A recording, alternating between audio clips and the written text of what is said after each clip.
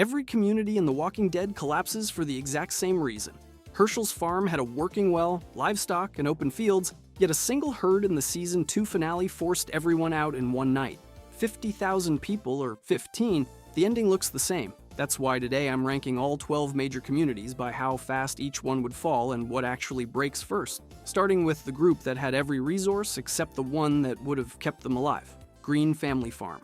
Of all the early safe havens, the Green Family Farm has some of the best resources and one of the shortest runs. A working well, open fields, livestock, enough food and water to outlast a war, and it lasts about one episode once things go wrong. Herschel's answer to the dead was denial. He filled his barn with walkers, family and neighbors included, on the theory that they were still sick people waiting on a cure. 15 to 20 people worked that land at peak. Rick's group folded into Herschel's, and that headcount sounds fine until you remember the farm has only low wire and livestock fencing across acres of open pasture in every direction. The farm had no organized perimeter watch because the group underestimated just how fast that open ground could turn on them. Pretty much dead. Already cracks the whole premise open when Shane drags those barn walkers into daylight and Herschel's cure theory dies in front of the group. In a way, a leader's own comfort became the thing endangering everyone under his roof. In a sense, it was the show's first inside job. The real collapse comes in beside the dying fire, when a herd numbering in the hundreds, possibly thousands, rolls through the fields and the group is packing cars and scattering into the night within minutes. Open ground kills you fast, so the obvious fix is a wall and a man in charge. The next place had both, and it fell too, because the danger rolled up to the gate, demanding surrender. Woodbury, 70 to 80 people survived inside Woodbury at its peak, behind barricades that actually worked and sentries who actually stayed awake, and it fell apart in a way the farm never did from the inside. The governor emptied his own guns into his own retreating soldiers in the middle of Welcome to the Tombs, a man executing the fighters he had trained, fighters meant to protect the wall, and through it, the town. That is the detail that should stop you. Herschel's farm had nothing but barbed wire fences, and it took a full herd to bring it down. Woodbury had gardens, a doctor running basic medical care, organized food distribution, even arena fights for entertainment, an actual functioning town with actual functioning infrastructure. The wall largely held. The man behind it collapsed from the inside. After the massacre, the survivors evacuate instead of rebuilding, folded into the West Georgia Correctional Facility, absorbed into somebody else's walls because their own leader had just proven he was the bigger threat. The prison group's only assault on Woodbury was a rescue mission for Glenn and Maggie, and even that was enough. Within episodes, the town's leadership was already too rotten to survive contact with anyone at all. Some fans argue Woodbury never needed to die at all, that with those walls and that infrastructure intact, someone like Rick or Michonne could have run it for years. Given what those systems delivered before one man got hold of them, that argument holds up. One unstable man at the top can end a whole town. So imagine a place where instability is the entire design, where the leader keeps the lights on by kidnapping the very people she claims to save. Grady Memorial Hospital. Roughly a dozen people run an entire hospital by holding the building's doors, and apparently everyone's fear at the same time. Officer Dawn Lerner ran that system inside the concrete walls of a real Atlanta trauma center, choke points and all, making Grady the toughest structure the group has walked into yet. The floors are stacked, the entrances are narrow, and downtown Atlanta buries the whole building in walker traffic on every side. Exit control looks like the thing that matters most here, more than any concrete wall. Grady survives turn by turn instead of season by season.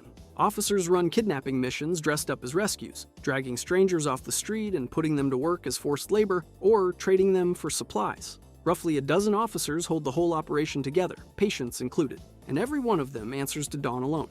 Woodbury's collapse reads like one man's hunger for a kingdom. Grady looks like the same pattern playing out again, except here the kingdom is smaller and the walls are thicker, a tighter crack and a tighter space. The end comes in a single hallway. Dawn is shot dead mid-argument, and for one frozen second, the officers standing around her have nobody giving orders. Then Officer Shepard steps into the gap, calls a stand down, and tells the room Dawn was the problem all along. Rick's group gets offered a bed for the night. They walk out the front door instead. Doctors, equipment, a defensible building, all of it sitting there. The kidnapping economy makes any surviving version of Grady a hard sell, though a handful of fans still argue the medicine alone was worth saving. A place can rot from a broken leader or a broken system. The next one was rotten by menu, running a working economy on the one resource that turns every neighbor into an enemy the moment they find out. Terminus. The sign said, "Sanctuary for all." The menu said otherwise. Terminus dressed itself up as the safest stop on the map, chain-link fences, a controlled gate. Tracks, leading in from multiple directions like the whole railway system, was funneling survivors toward one address. Walk past the fence line and the place opens up fast. Wide courtyards, low buildings, nothing that reads as a fortress. That looseness was likely the point. A strategy built on invitation made thick walls beside the point. A hand-painted sign and a friendly wave did the work instead. Underneath the welcome mat sat a railcar full of captives in a room built for butchering them. Gareth ran a population of maybe a few dozen, and every one of them ate because somebody walked through that gate believing the sign. Grady Memorial ran the same math with pills and debt bondage, taking from outsiders to keep insiders fed. Terminus skipped the middleman. Outsiders were the food. A supply chain built on human beings has an expiration date stamped into the concept itself. Survivors talk. Survivors who escape talk loudest. The moment Rick's group got free and Carol showed up outside with explosives and a lit match, the fence and the gate and the whole Sanctuary Act stopped mattering because the predators were suddenly cornered by the people they'd already tried to eat. Gareth was dead within episodes of the fire. A butcher room only works while the cattle don't shoot back. Feed on outsiders, and outsiders eventually feed on you. So what happens to a place that finally does everything right? Real walls, real defenders, real supplies, and still cannot outrun the enemy that shows up with heavy weapons and your address. West Georgia Correctional Facility. This is the first place in the entire show that earns the word fortress, and it falls in a single afternoon. A tank did that, rolling straight up to the main gate like the fences were decorative. The group had already cleared the Walker-choked yard in Season 3, turning double fences and elevated guard towers into a kill box that could stop small herds cold. Rick's people got individually sealable cell blocks, farmland inside the wire, rain and stream water, and enough scavenged weapons to arm a small militia. The population climbed to 40 or 50 once Woodbury's survivors moved in, more people than any base before it. That crowding cut both ways. A flu outbreak tore through the cell blocks that same season, spreading exactly the way disease spreads, when survival means packing bodies into enclosed concrete hallways. Herschel had already lost part of his leg to a walker bite during that Season 3 yard clearing, and he spent the flu outbreak on his feet nursing the sick instead of lying in a bunk as one of them. People still died before anyone fired a shot. Then the governor showed up with an actual tank and answered the fortification question permanently. Walls that can stop a herd cannot stop a man who owns artillery and knows your exact address. That is the trade most people miss when they're busy admiring the guard towers. The bigger and more obvious the stronghold, the more it functions as a beacon for anyone with the firepower to want it. Many fans still call this the best long-term base the group ever held, and the case is solid. Strip out one tank and one virus, and the prison probably runs for years on that farmland alone. But that's the whole problem laid bare. A famous fortress with a known address is a target with a countdown running. The opposite bet is a place nobody can attack because nobody can find it. A home whose entire defense is staying off every map in the region. OC Inside. The safest community in the whole show barely bothers with walls because its real defense is an address nobody has. Oceanside started as a group of women and children who watched the Saviors execute every male over the age of 10 among them, then vanished into a strip of forest by the coast and stayed vanished for years. Small cabins, a few fences, nothing built to stop a herd. The ocean did the rest, handing them fishing for food and open water as an exit route no walker or savior patrol could follow on foot. Under Netanya, the founding rule was blunt. Nobody finds you, nobody kills you, which is efficient, if a little grim. It held long past the point Rick's prison fell, because a hidden location can't be surrounded, betrayed, or shelled like a known address. Tara finally stumbles onto the settlement in Season 7, and that single discovery is the first crack in a shield that had gone untested for years. You get the sense every mother in those cabins wanted what the prison's survivors wanted, a place where her kids finally stopped running, and for a while, hiding actually delivered it. Netanya's death changes the arithmetic. Her successors start trading that invisibility for allies, folding Oceanside into the alliance that later fights Negan and the Commonwealth, and every soldier they lend out is a thread leading back home. The coastal setup itself makes the fan theory. A community sitting on fishing routes and open water with boats and sea access already proven had the tools to grow into a real naval power and just never got tested at that scale on screen. Invisibility kept a small, grieving settlement alive when nothing else could. It also kept exactly how big that settlement was ever allowed to get. The next place made the opposite bet, going loud and theatrical on purpose, betting that morale and spectacle could hold a home together where thick walls could not. The Kingdom. A tiger falls to walkers, not to the saviors, mid-war. A boiler doesn't make it either. That's the actual body count report for King Ezekiel's court by Season 10. The kingdom starts as the most theatrical bet in the entire alliance, a repurposed military base wrapped in wood and scrap metal, run by a man who talks like Shakespeare wrote his dialogue on purpose. Nearly 200 people live inside those walls. There's a militia standing formal watch, a working market, a doctor seeing patients, and actual schooling for the kids, the kind of structure not every settlement bothers building. Ezekiel walks the grounds with Shiva at his side and treats the whole operation like a kingdom, understanding that a community this visible needs a reason for people to believe in it beyond raw survival. That belief has a price. Ezekiel's confidence reads as leadership right up until the Saviors tested, and the early clashes in Season 8 cost the kingdom heavy casualties. Some fans argue his showmanship didn't prepare anyone for a fight that arrived fast, as a machine gun ambush. There's a recurring debate over whether the crown and the theater held the place together, or whether Ezekiel's own certainty walked his people into a fight they were built to lose. The show gives both readings room. The cohesion is real, and the graves are real too. Walkers never take this place down. Small groups break against those walls without much trouble. The Whisperer War arrives through the Alliance itself, the same network that gave the kingdom protection now dragging it into a war it didn't start.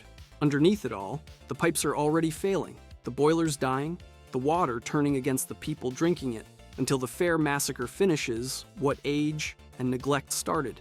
Charisma and painted-on confidence can carry a home for years until the ceiling gives out.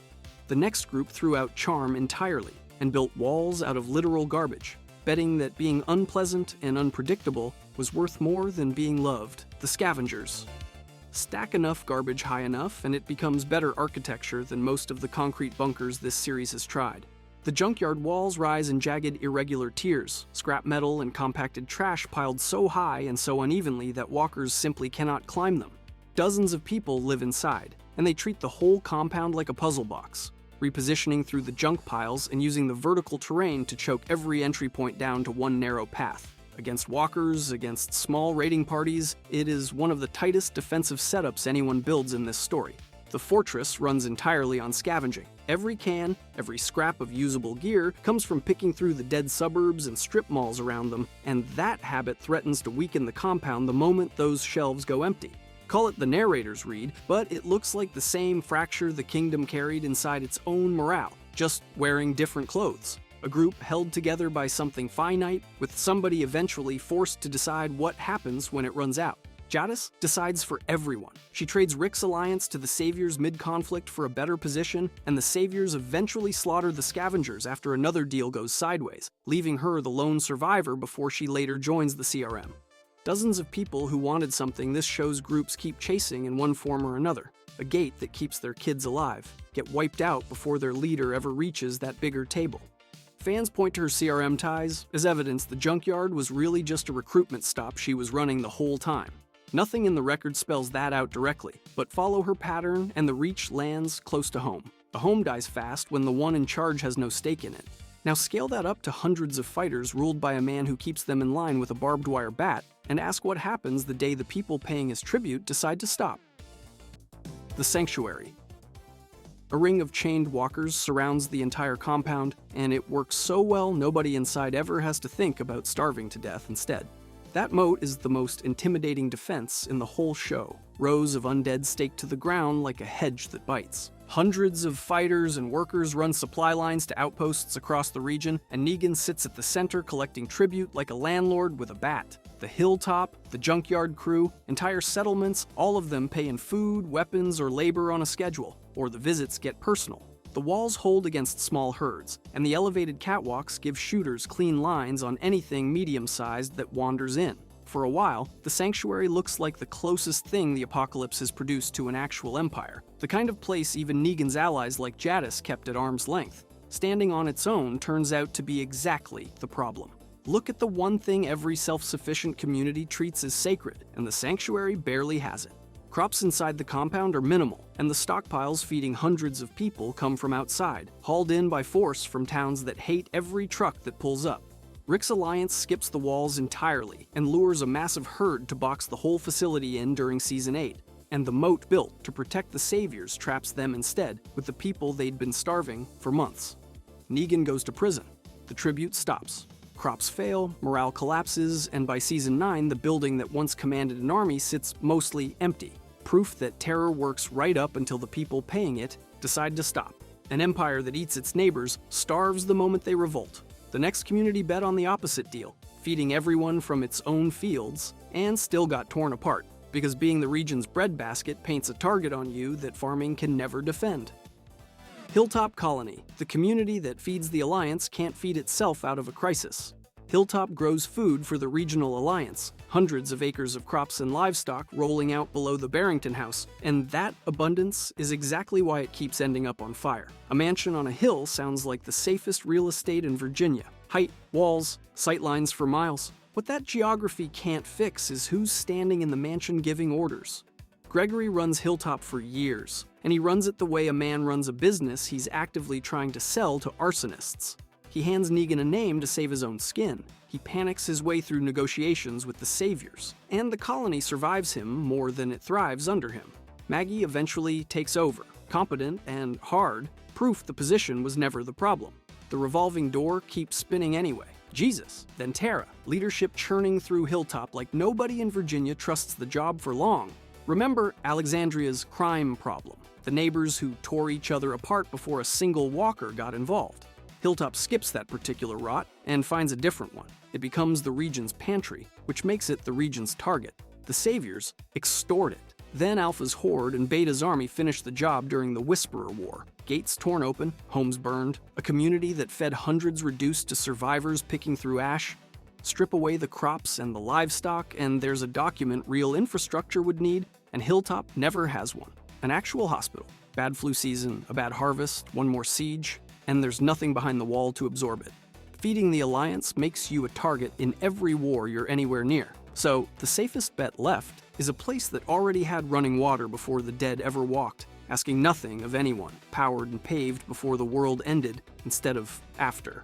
Alexandria Safe Zone.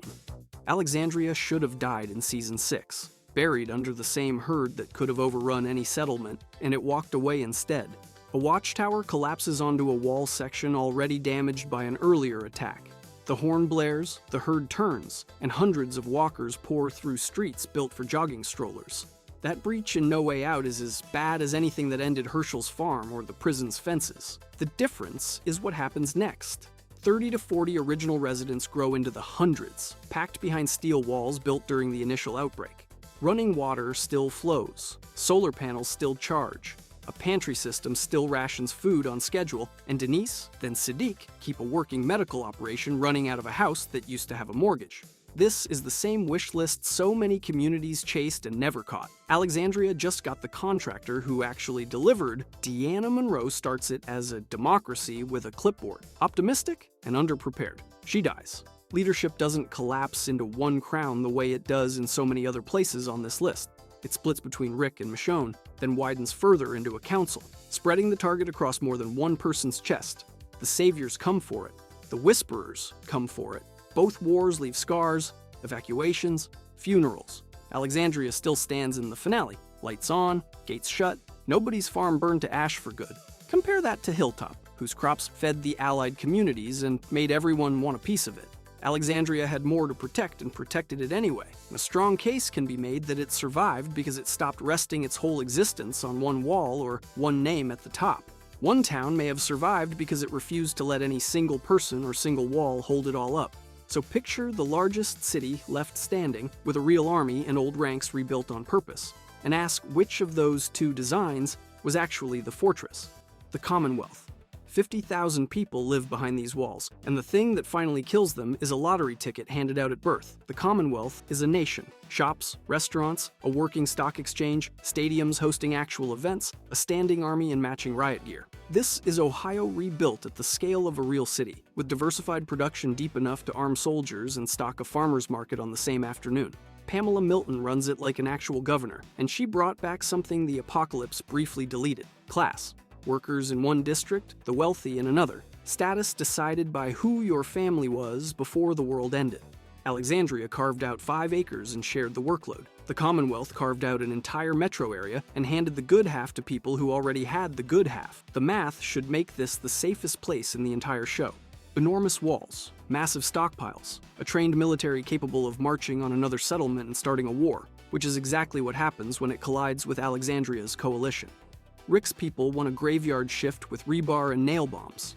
The Commonwealth loses a war with tanks and formation drills, because the enemy inside its gates was already wearing a uniform. 50,000 people, a lottery, a real army, and the Walker herds are almost an afterthought. Corruption in the ranks, resistance cells in the workers' district, a governor protecting her bloodline instead of her city. The same crack that ran through a fenceless farm in Georgia runs through a skyline in Ohio, wearing better clothes. You could argue every founder in this story wanted the same thing, a gate their kids could stop running behind. Herschel's family tried it undefended and lost the ground. Pamela Milton tried it heavily armed and lost the people. A class system is a herd you let in through your own front door, and once it's inside, no wall built against the dead was ever the one that mattered. If you enjoyed this